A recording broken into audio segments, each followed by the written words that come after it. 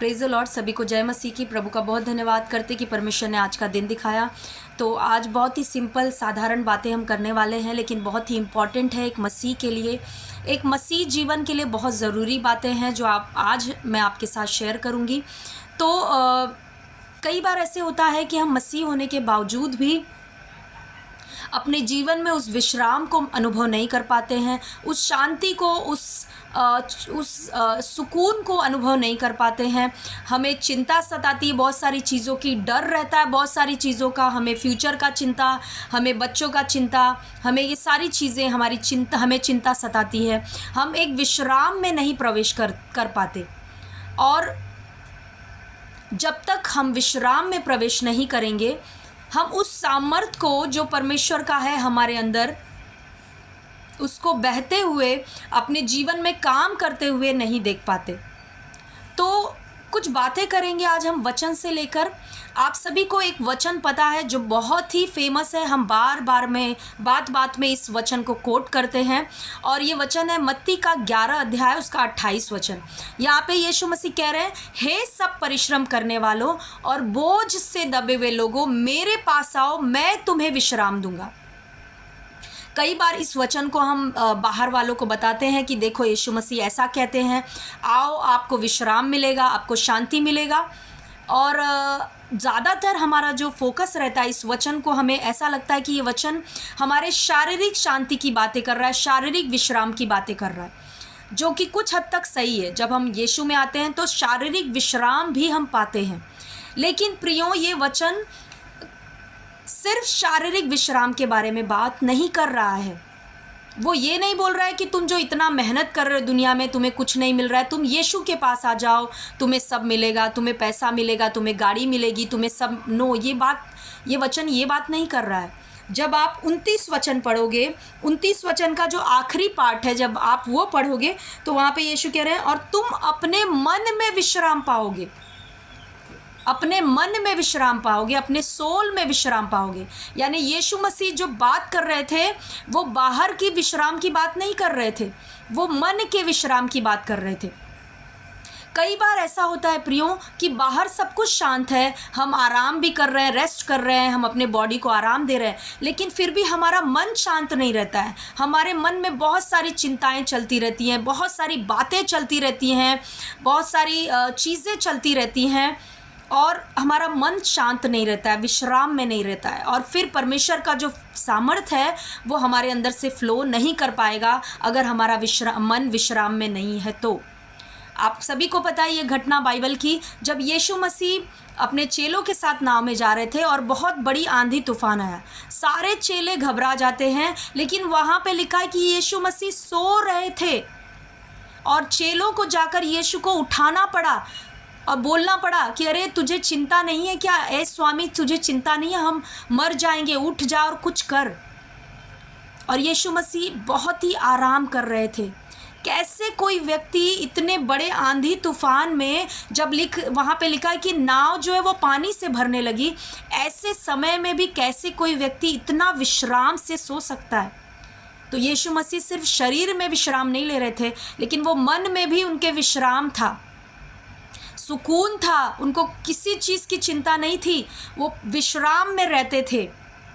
एक जगह पे आपको मालूम है, जब पतरस आता है और उसके बिना बोले कुछ, यीशु मसीह उससे कहते हैं कि जा और पहली वाली मछली पकड़, उसके मुंह में जो सिक्का मिलेगा उसको बेच, और तू मेरा और तेरा टैक्स भर देना। तो यीशु मसीह को कोई चीज़ की चिंता नहीं थी, उनको जब जो चीज़ चाहिए थी वो मिल जाती थी, क्योंकि वो विश्राम में थे, अपने मन में वो विश्राम में थे, और जिसके वजह से परमेश्वर का सामर्थ उनके द्वारा फ्लो कर सकता था। हालेलुया।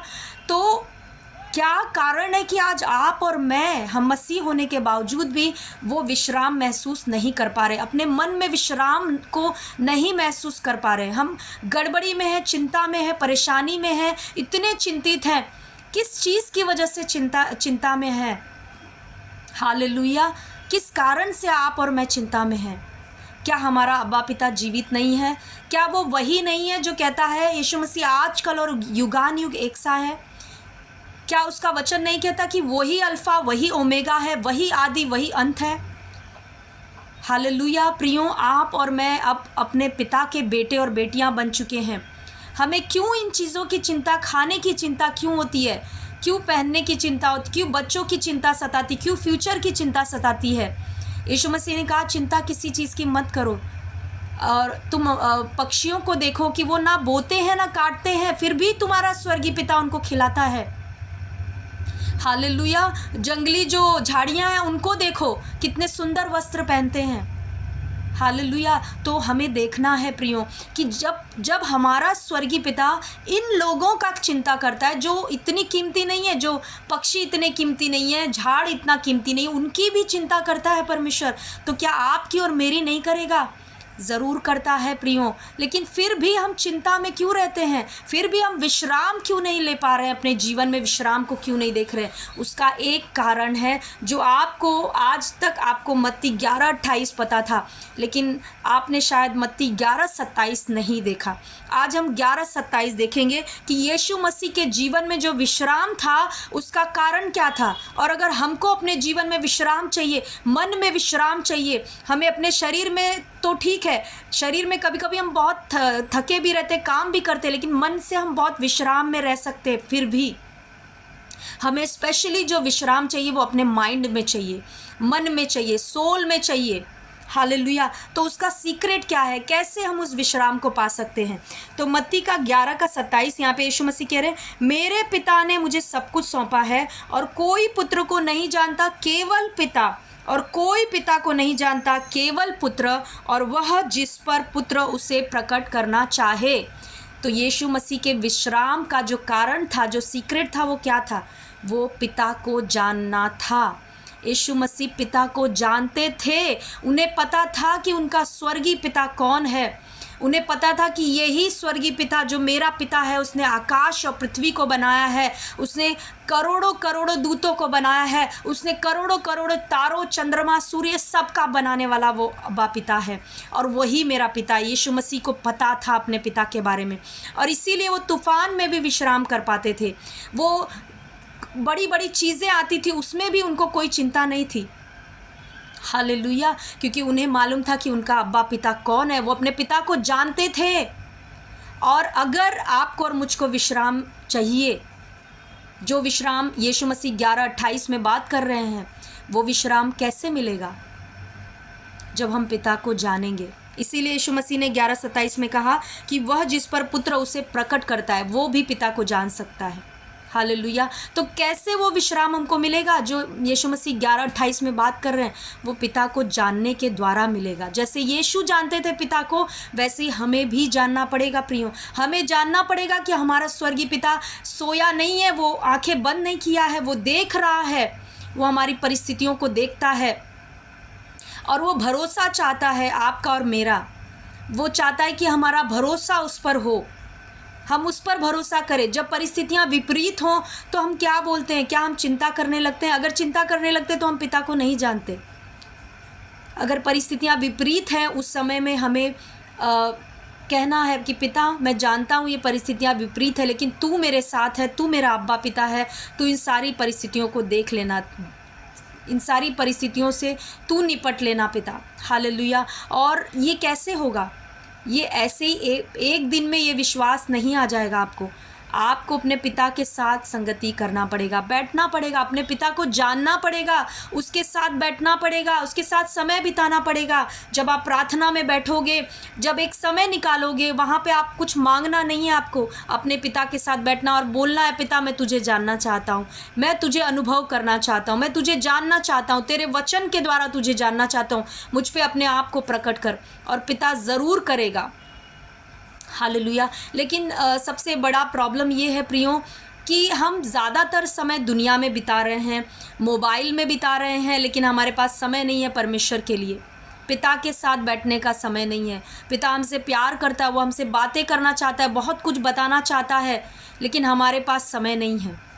हम मोबाइल के लिए बराबर समय निकाल सकते हैं, दुनियादारी की चीज़ों के लिए समय निकाल सकते हैं, लेकिन पिता के पास बैठने के लिए हमारे पास समय नहीं है। तो प्रियो, आज पिता आपको बुला रहा है और कह रहा है कि उसके साथ बैठो, उसके साथ समय बिताओ। वो आपको विश्राम देना चाहता है, आपको शांति से भरना चाहता है। जब आप उसके वचनों को लेकर बैठोगे, जब आप उसके साथ अकेले में बैठोगे, देखना कैसा शांति आप से वो आपको भर देगा। आप कितनी भी चिंता में क्यों ना हो, जब आप बैठना सीखोगे पिता के पास और कहोगे पिता ये चिंता मुझे आ रही है लेकिन तू ले ले इसको निकाल मेरे अंदर से। जब आप पिता के साथ समय बिताना शुरू करोगे, देखना वो पिता कैसे अद्भुत रीति से उन सारी चिंताओं को आपके अंदर से ले लेगा और वो सारी चीज़ों को आपकी भलाई के लिए बना देगा, आपकी भलाई में बदल डालेगा। हालेलुया। आपको सिर्फ और सिर्फ पिता के साथ बैठना है, उसके साथ संगति करना है, उसके वचनों के द्वारा उसको जानने की कोशिश करना है। हमारे जीवन का मकसद यही होना चाहिए। Hallelujah, thank you Jesus. और सारी चीज़ें जो है अपने आप हमारे पीछे पड़ के आएंगी। जब आप पिता के साथ समय बिताना शुरू करोगे, आप खुद देखोगे कि जिन चीज़ों को आप सुधारने के लिए, संवारने के लिए, बदलने के लिए इतने सालों से कोशिश कर रहे हो, उन चीज़ों को बदलने के लिए अब आपको कुछ करने की ज़रूरत नहीं पड़ेगी। अब वो चीज़ें अपने आप बदलने लगेंगी, हालात बदलने लगेंगे। हालेलुया। सिर्फ पिता की उपस्थिति में बैठने से, और पिता सारी चीज़ों को देख लेगा जो आपसे जुड़ी हैं।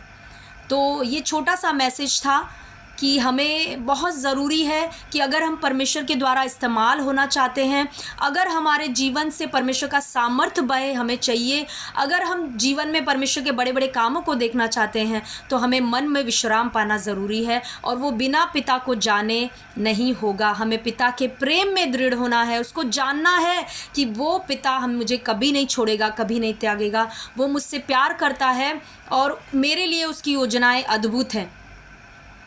आपको अपने पिता को जानना पड़ेगा, क्योंकि बिना किसी को जाने हम उस पर पूरा भरोसा नहीं कर पाएंगे। तो जब आप पिता को जानने लगोगे और उस पर पूरा भरोसा करने लगोगे, तो आप देखोगे आपके जीवन में बड़े बदलाव को।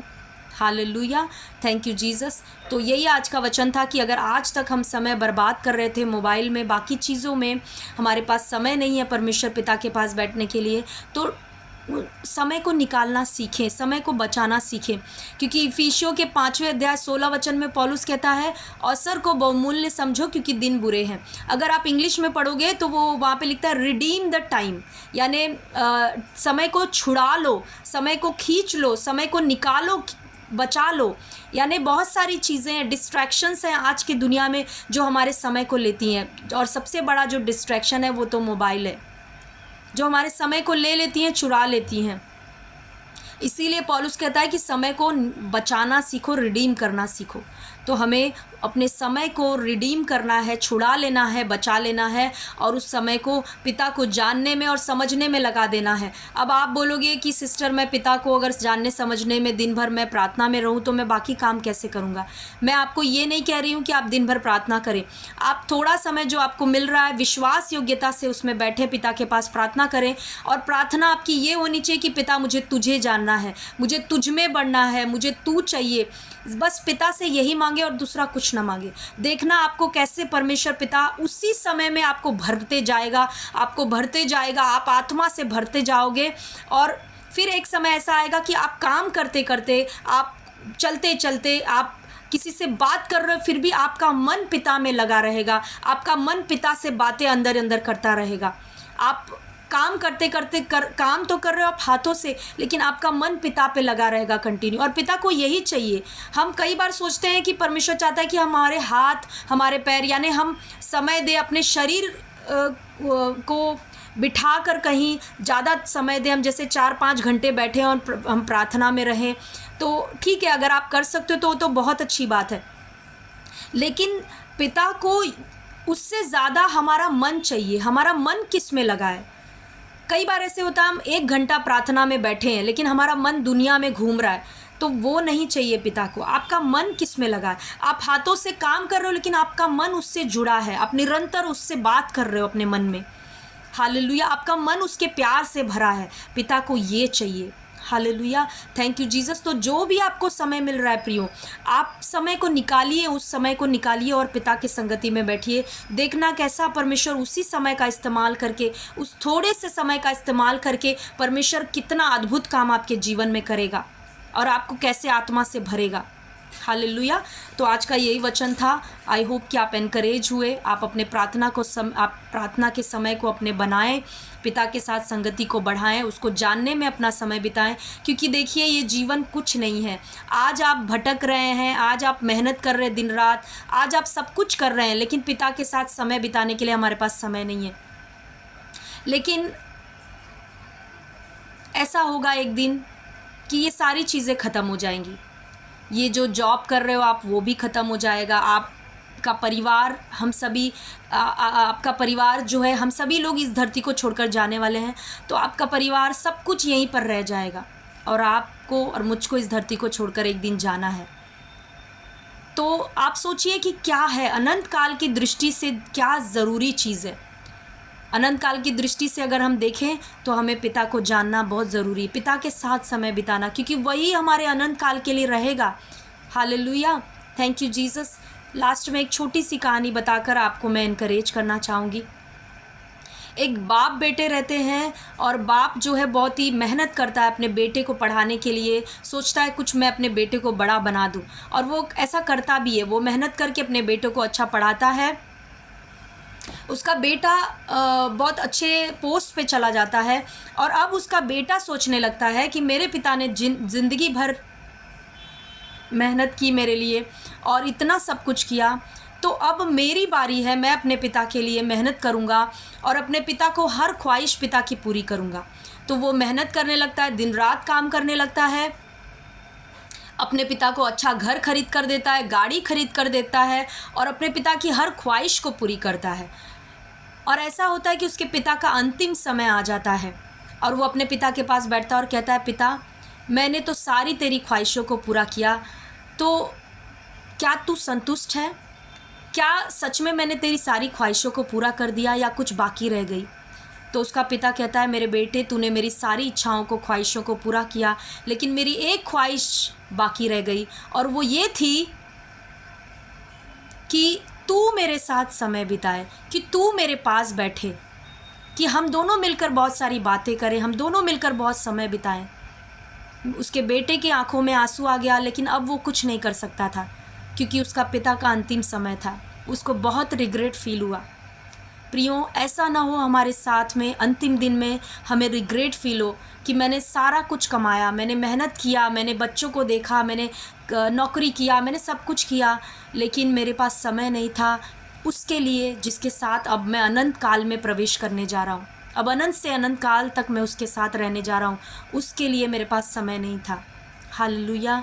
तो आज इस मैसेज से एनकरेज होइए और पिता के साथ समय बिताइए। God bless you all. प्रभु आप सभी को आशीष करे। आमीन। Thank you Jesus.